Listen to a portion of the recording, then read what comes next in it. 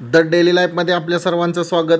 संत तुकाराम महाराजांची पालखी थोड्याच वेळामध्ये महाळुंग श्रीपूर नगरीमध्ये प्रवेश करणार आहे आणि तिचा आज बोरगावमध्ये मुक्काम आहे। पैकीच हे या पालखी सोहळ्यामध्ये चालत येणारे वारकरी आणि यांना या ठिकाणी खाऊ वाटप केला जातोय।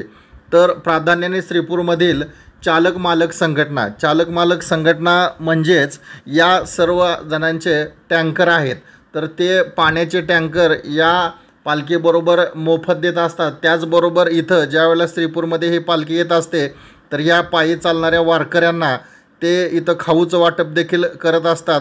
तर अशा प्रकारे गेले अनेक वर्षापासून हे सर्व चालक मालक संघटनेचे जे सर्व सदस्य आहेत तर ते एकत्रित येऊन मीटिंग घेऊन छान असं पालखीमध्ये अशा प्रकारचं वेगवेगळ्या खाऊचं वाटप करण्याचं नियोजन ते गेले अनेक वर्षापासून करत असतात आणि अतिशय शिस्तीमध्ये आणि जे वारकऱ्यांना एनर्जी टिकून राहण्यासाठी आवश्यक आहे अशा प्रकारचा खाऊ या चालक मालक संघटनेकडून इथं दिला जातोय। आपण ऐकूया नेमकं या संघटनेचा काय हेतू आहे आणि इथं काय वाटप सुरू आहे ते।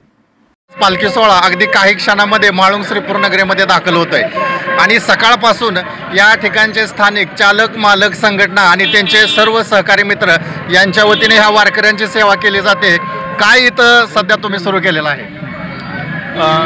आम्ही चालक मालक संघटनेच्या वतीनं गुळाचे शेंगदाणे लाडू याचं वाटप केलेलं आहे। दुपारपासून जवळजवळ 4000 ते 5000च्या आसपास पाकिटं वाटप केलेले आहेत संत तुकाराम महाराज यांच्या चरणी। कशी तयारी केली? कालपासून सगळे मित्रमंडळीने आणि सगळ्या टँकर मालकांनी मिळून वर्गण देऊन आणि दरवर्षी बिस्किट वाटप असतं, यावर्षी शेंगदाणा लाडू वाटप केलेलं। सर साधारण तुम्ही गेले अनेक वर्षापासून कशी परंपरा ठेवली आहे आपण? साधारणपणे आम्ही टँकर चालक मालक 15 वर्ष झालं विविध उपक्रमाने एकत्र येऊन हा पालखी सोहळा साजरा करतो। थोडक्यात वारकऱ्यांची सेवा व्हावी या दृष्टीने आम्ही स्वतःचे टँकर या ठिकाणी रोडच्या कडेला पाणी भरून लावतो।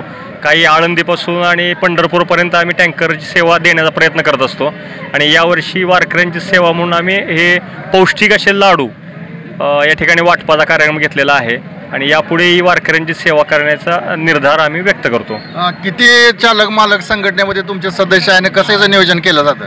आमच्या चालक मालक संघटनेमध्ये 25 तरी किमान 25 आहेत। तसे श्रीपूरमधले ऑल धरले तर मग साधारण 60पर्यंत जाते सगळी। आणि ह्याचं नियोजन काय 10 मिनिटात सरांनी सगळ्यांना फोन केला आपल्याला हे असं ठरवायचं आहे। सर म्हणजे कोण नाव काय? सावंत सर। आणि सगळ्यात महत्त्वाची गोष्ट म्हणजे हे प्रोडक्शन आमच्या ट्रकवाल्यांनी तयार केलेलं शेंगदाण्याचे लाडू हे 2 पाकिट तयार केलीत दत्ता दोरगे आणि शुभमुहूर्त आजच केला त्यांनी। आज पांडुरंग चरणी हे प्रसाद म्हणून वाटपाला दिलेत आम्हाला, आम्ही पण त्याचा मोबदला त्यांना थोडाफार दिला। मला काय अजून खायला दिलं नाही त्यामुळे मी त्याची टेस्ट सांगत नाही। कसं तुमचं नियोजन एकंदरीत असतं सगळं? आम्ही जर त्या वर्षी पार्ले बिस्किट गेल्या वेळेस जवळजवळ 51,000 पार्ले बिस्किट वाटले होते।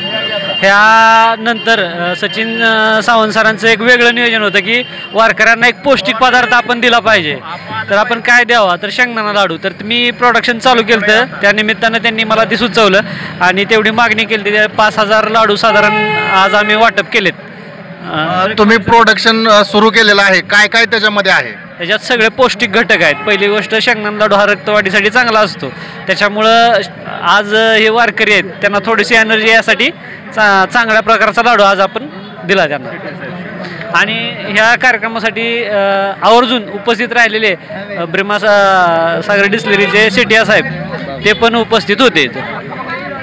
तर आपण गेले 15 वर्षापासून ही सर्व चालक मालक संघटना म्हणजेच यांच्याकडे यांच्या स्वतःचे टँकर आहेत किंवा काही जण त्याच्यावरती कामाला आहेत, तर हे चालक मालक अशी ही संघटना आहे आणि गेले 15 वर्षापासून हे जे सर्व माऊली आहेत हे सर्व जे वारकरी आहेत त्यांना प्रत्येक वर्षी या ठिकाणी खाऊचं वाटप किंवा जेणेकरून त्यांना आवश्यक आहे अशा प्रकारच्या पदार्थाचं इथं मोफत वाटप केलं जातं। द डेली लाईफसाठी दत्ता नाईक नवरे, श्रीपूर।